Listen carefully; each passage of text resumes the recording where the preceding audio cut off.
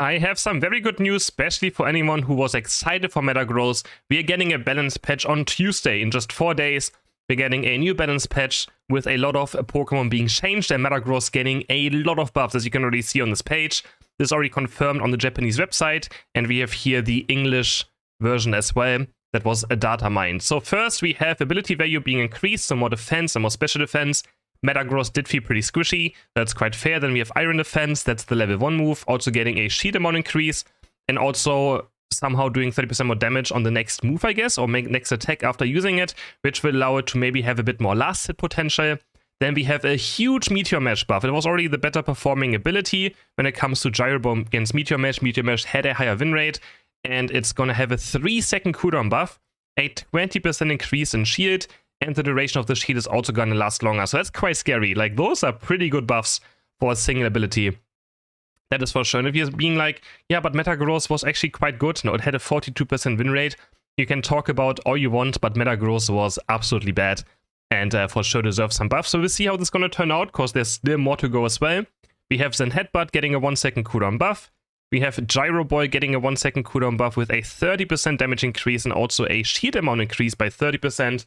And also the shield is gonna last longer. So these are a lot of buffs. Magnet Rise as well, 2-second cooldown buff. And also you're gonna be a bit faster by 20%, so you can maybe zoom around even more on Magnet Rise. And then we also have Unite Move being buffed. The Unite Move was probably the worst part about METAGROSS in general. It for sure needed a big buff. And I think it just means amount of energy required. So less cooldown, it's gonna be up more often. Then it also has a increased damage onto a single target of 30%. I do think sometimes I Unite Moved someone and they just didn't die, even if it was like a 10% attacker or like 10% HP attacker left. And my Unite Move just didn't kill them, which felt kind of weird, so that's for sure good as well. And amount of damage when building voids increased by 20. I'm not sure what that actually is, but I guess the void does damage when it gets in, like, you know, when it spawns. So these are a lot of METAGROSS buffs, and this Pokemon was already quite fun, so now I'm actually pretty excited to try these ones out. They do look quite a lot, and I hope it's not going to be another like Mimikyu play rough scenario. We're going to see Meteor Mesh. Does sound pretty scary now. Next up, we have Zacian. Zacian, even though he's going to be banned in the next season, is still getting some nerfs.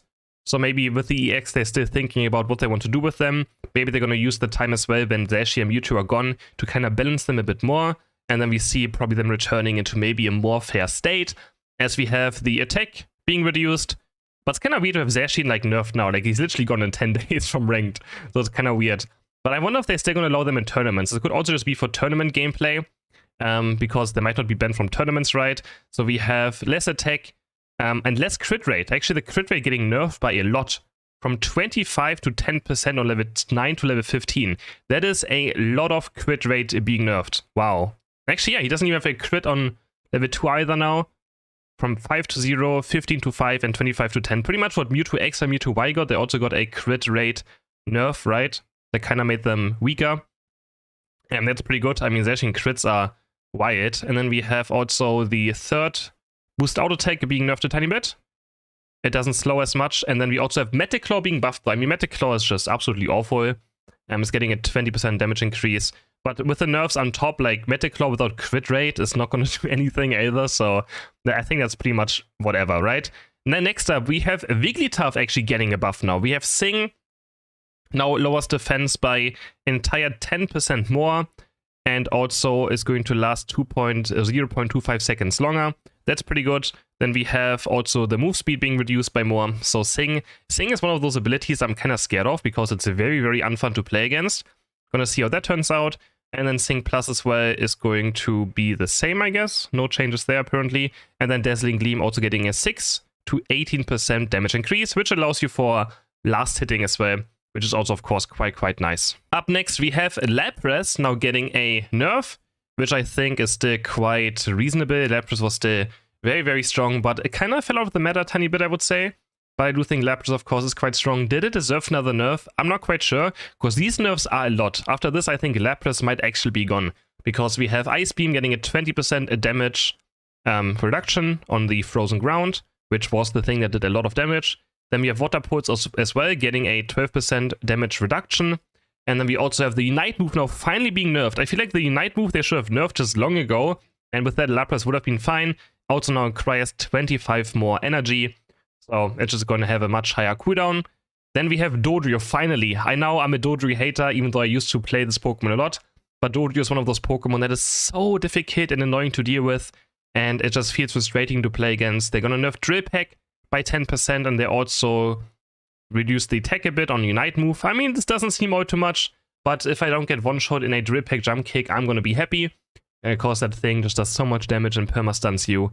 It is very frustrating. And then finally, we have Sylveon getting buffed. Sylveon is getting more special attack from level 1 to level 15. And finally as well, the Unite move is getting a cooldown reduce. In case you don't know, we can check it very fast. Sylveon has currently the highest cooldown Unite move in the entire game. And you won't even believe it. This thing is sitting at 139 seconds of cooldown. 139 for something that is quite alright. It's not even like that insane either, right?